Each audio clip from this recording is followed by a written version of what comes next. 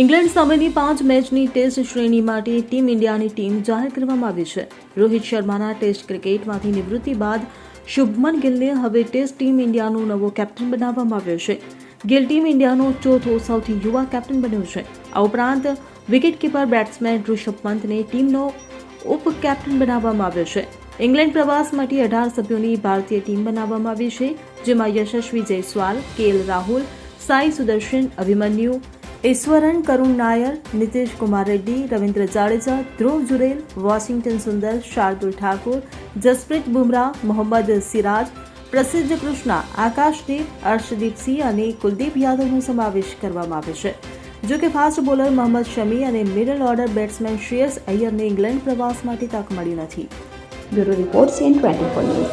હવે જુઓ દેશ દુનિયાની તમામ ખબરો તમારી આંગળીના ટેરવે.